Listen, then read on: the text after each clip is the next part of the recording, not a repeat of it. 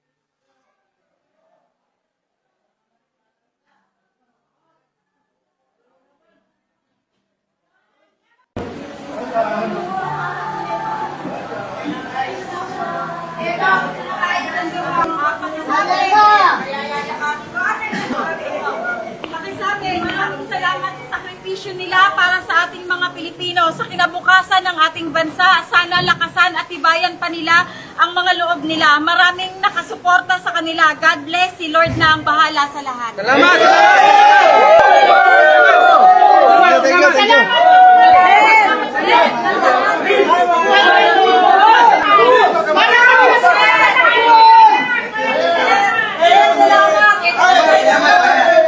Ay, hindi pa kasi nasa ano kami, nasa loob kami ng ano, nakulungan Sabi pa. po niya, sir, proud na proud po yung anak niyo sa iyo. Hindi po siya nahihiya doon sa nangyari. Ano po masasabi niyo ngayon sa anak niyo, sir? Hindi pa kasi ako ano ngayon makapag-move on dahil dun sa ano nangyari na biglaan na hinold kami at kinulong nga. So, doon muna tayo sa ano kasi baka maiwanan tayo dun sa ano. Pasensya muna kasi hindi ako makapagbigay. God bless!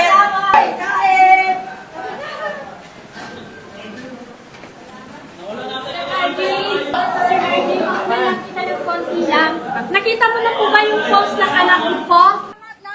Sir, isa pa sir! Sir, isa pa sir! God bless! God bless Philippines! Isa pa! Bye! Bye! Bye! Bye! Celebration po na. Celebration ka ng ano, mga Marines na nakalabas na. Ito yung kanilang team leader. Sir, masarap ba? Kasi nagutom kayo kagabi, no? Masarap, no? Ito sila po natin. Ito yung boss ko. Celebration. Yes. Panibagong tagumpay. Yes. Ng Marines. Ano sila? Mga baligot. Panibagong tagumpay ng mga Marines.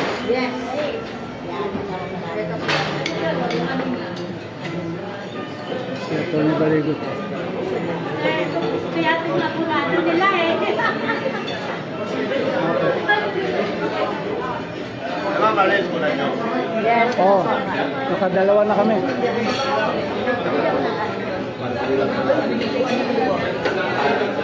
Yan po yung mga matatak ng mga Matatak.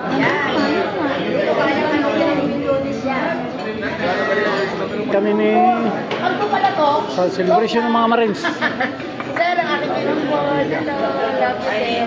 Sa inyo, sir. Ito din. Sir, ano? Laban lang, laban. Ang apat na bumaliktad, Yung mga bumaliktad. si Voluntate, Rosbert Woban, Bernard Tube, Laruder.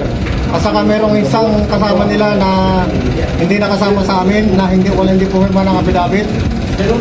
si Valderrama. Sir, excuse, sa tingin niyo magkano ang naibayad sa kanila?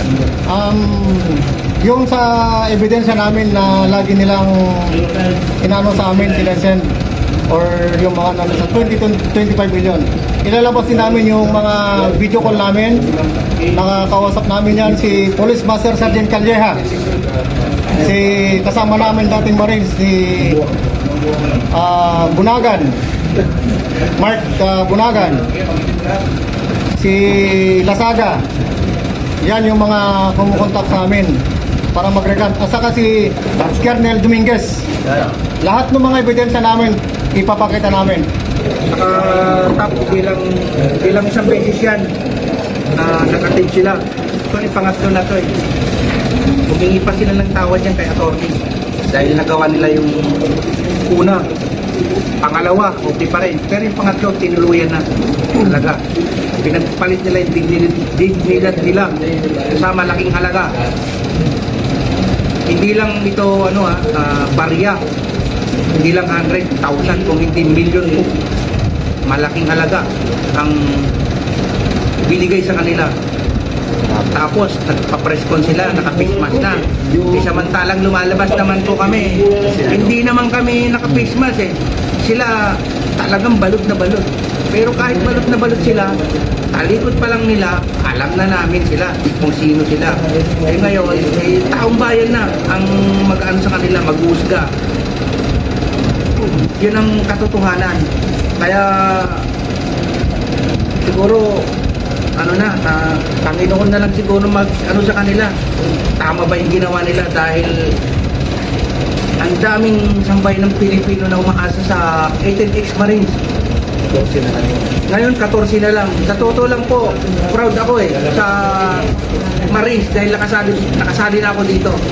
Army po ako. Proud ako dyan sa pinaglalaban. Kaso may bumitaw Pero bandang huli, 14 pa naman kami. Sulit pa rin yan. At asahan ninyo ay yung pinaglalaban namin. Nagpasilaw kayo sa ganyang halaga. Kunting pera lang yan mga kapatid. Mga kasama ko sa Marines. Dapat hindi kayo nagpasilaw. Hindi nyo ipinagpalit ang ating pinaglalaban ngayon. Para sa bayan. Para sa ating bayan. Para sa kinabukasan nating mga anak. Dapat hindi kayo pumayag na kukunin lang yung mga ganyan na binigyan lang kayo ng konting pera, bumaliktad na kayo. Anong klaseng kayong mga Marines pa naman kayo? Sinira yung imahe ng Marines. Kaya dapat sa inyo may kalalagyan din kayo balang araw. Salamat. Magkita-kita pa rin tayo mga kapatid. Salamat, sir. Wala ba kayong naramdaman itong mga nakarang araw na parang may something na sa mga kasama niyong apat? Nung nakarang araw, yung dalawang kasama namin, talagang nararamdaman namin kasi kakaiba na yung mga kanilang pinapakita sa amin na mayroon silang kinokontak, mayroon silang kausap lagi sa cellphone. Pagka lumapit kami, lumalayo sila, minsan ino-off nila yung cellphone. So yun palang naramdaman namin. Pero hindi namin pinansin yun. Gawa ng bilang Marines o bilang kasama sa lumalaban sa ating bayan, lumalaban sa korupsyon. Hinayaan lang namin. Pero nung gabi, talagang umalis sila na hindi nagpaalam at pumunta sila sa mga nanuhol sa kanila para tumanggap ng konting halaga at pagpalit ng kanilang mga paninindigan. Sir, gaano po ba katotoo ang ipinost ni Trillanes na wala na raw kaso ang apat na Marine na bumaliktad? Kaya po bumaliktad po mga yan dahil ang prinomeso sa kanila ay mawawala yung mga kaso, mabibigyan sila ng malaking halaga at manahimik na lang sila. Yun yung mga prinomeso sa kanila ng mga sumuot sa kanila. Okay, maraming salamat, sir. Sir, sinabi po nila sa kanilang interview doon sa mga ABS-CBN, GMA, ba yun, sa mga TV network. Gaano po katotoo yung sinabi nila na dahil daw may promesa si Atty. Levi Baligod kasama po yung kanyang asawa na hindi naman daw po natutupad. Alam niyo po ma'am, yung sinasabi nilang promeso ni Senator ni Baligod, hindi po yun totoo. Dahil po sa kaming lumapit sa kanila, lalong-lalo kay Atty. Baligod, upang mailahad ang katotohanan na lantarang korupsyon dito na nangyari dito sa ating bayan. Kami po mismo ang lumapit, hindi po nag-offer sa amin si Atty. Baligod ng mga pera or ano. Kami mismo ang lumapit. Kaya yung sinasabi ng apat na yan, puro po kasi sinungaling po yan. Puro po sinungaling mga yan. Bayaran ko yung apat na yan. Palilima po sila. Kaya huwag po kayong maniwala sa kanila. Sana yung mga pamilya nyo ngayon, lalong-lalo na ikaw, technical service volunteer. Retired ka pa naman na Marines. Pero anong ginawa mo? Nirecruit mo pa yung tatlong kasama natin na lumalaban talaga sa katotohanan. Anong klase kang retired na Marines? Kapwa ka naming Marines, pero anong ginawa mo? Sinira niyo yung imahe ng Marines. Kahit sabihin natin na hindi tayo tawag nito, yung talagang sinusuka ng Marines, pero yung puso't damdamin natin, Marines pa rin tayo. Kasi naghirap tayo lumaban tayo sa bayan. Nagserbisyo tayo bilang sundalo. Once sa Marines, always sa Marines. Marines pa rin tayo. Kaya sabihin nila hindi ka Marines, pero tingnan magkahalongkatan man ng papel. Meron kaming record sa Marines, kaya huwag nilang sabihin hindi ka rin Marines. Kaya masasabi ko lang sa apat, sana yung pamilya nyo, mga kapitbahay nyo, mga kapamilya nyo at saka mga kaibigan nyo, hindi kayo bubulihin sa ganitong ginawa nyo na pagtalikod sa ating pinaglalaban. Good luck sa inyo.